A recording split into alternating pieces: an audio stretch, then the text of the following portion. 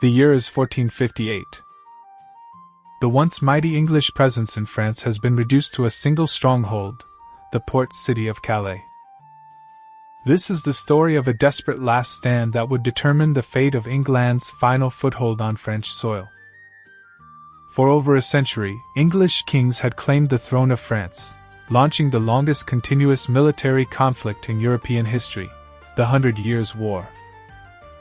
At its height, English control extended across northern France, with Paris itself falling under Anglo-Burgundian rule in 1420.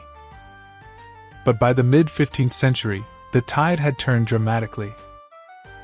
Joan of Arc's inspirational leadership had revitalized French resistance.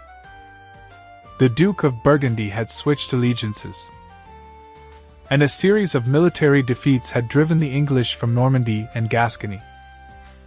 Yet one jewel remained in the English crown, Calais. Captured after an 11-month siege in 1347 during the reign of Edward III, Calais had been transformed into an English enclave on French soil.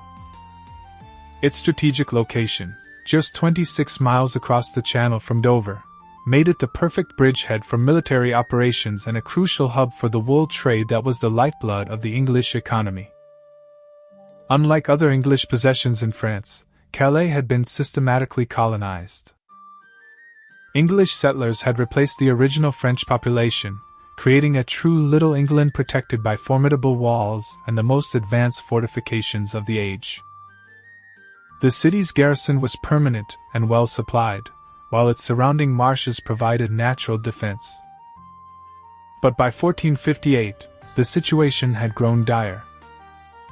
The English government, distracted by growing tensions between the houses of York and Lancaster that would soon erupt into the Wars of the Roses, had neglected the defense of its last French possession. Funding for the garrison had dwindled, and morale among the defenders was at an all-time low. King Charles VII of France, sensing opportunity, assembled a formidable force to finally reclaim this last piece of French territory. His army, battle-hardened from years of successful campaigns against the English, was supplemented by Dutch mercenaries, specialists in siege warfare who brought with them the latest in artillery technology. The English commander at Calais, Lord Wentworth, faced an impossible situation. His garrison, though experienced, was undermanned and lacked the resources for a prolonged defense. Repeated pleas for reinforcements had gone unanswered as the English court was consumed by domestic political intrigue. The factional rivalry between Richard, Duke of York, and the king's favorite, the Duke of Somerset, had paralyzed decision-making in London. What made the defense of Calais unique was its extensive network of underground tunnels, a feature that would prove crucial in the coming battle. Initially built for drainage in the marshy terrain, these tunnels had been expanded and fortified over decades of English occupation. Wentworth knew these passages intimately, and planned to use them for surprise counterattacks against the besieging French forces. The French bombardment began in early spring, with cannons pounding the outer walls relentlessly. The Dutch mercenaries, experts in undermining fortifications, began digging their own tunnels toward the city walls. A deadly game of subterranean cat and mouse ensued, with English and French miners sometimes breaking through into each other's tunnels, leading to savage hand-to-hand combat in the darkness. For weeks, the defenders made nighttime sorties through their secret tunnels, emerging behind French lines to sabotage siege equipment and sow confusion before disappearing back into the earth. These guerrilla tactics took a heavy toll on French morale and slowed the progress of the siege. But the French numerical advantage and superior artillery eventually began to tell.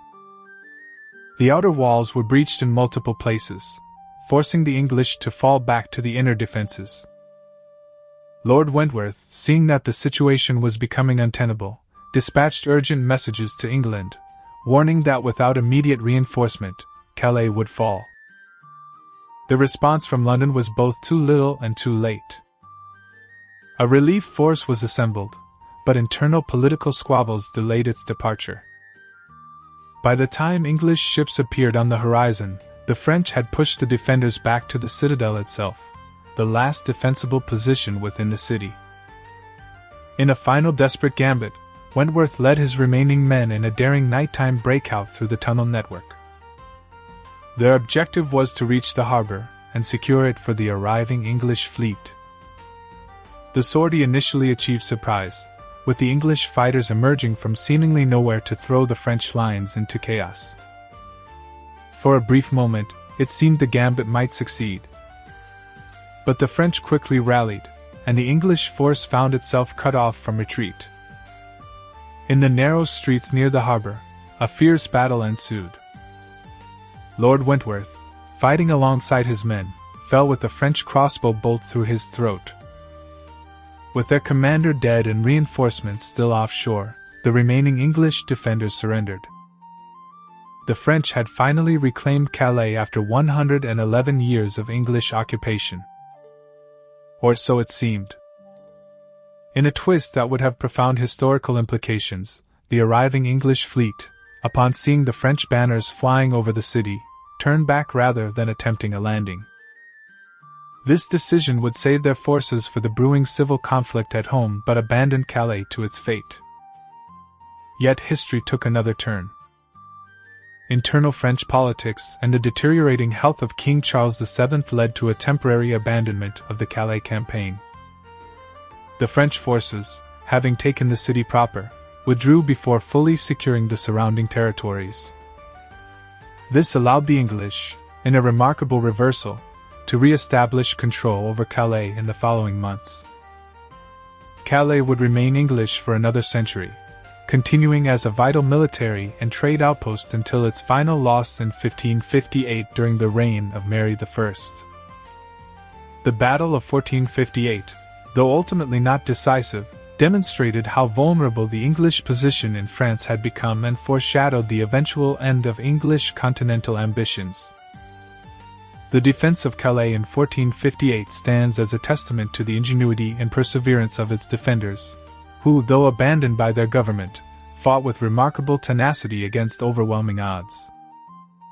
Their use of tunnel warfare was centuries ahead of its time, presaging tactics that would be employed on a much larger scale in later conflicts. More importantly, the battle marked a turning point in English history, the moment when the dream of an English empire in France began to give way to the harsh reality of civil war at home. The Crown's failure to properly support Calais reflected the growing dysfunction of the English government, a dysfunction that would soon plunge the country into decades of internal conflict. In the end, the battle for Calais in 1458 represents not just a military engagement, but a pivotal moment when England's gaze turned inward, away from continental ambitions and toward the bloody conflict that would define its future.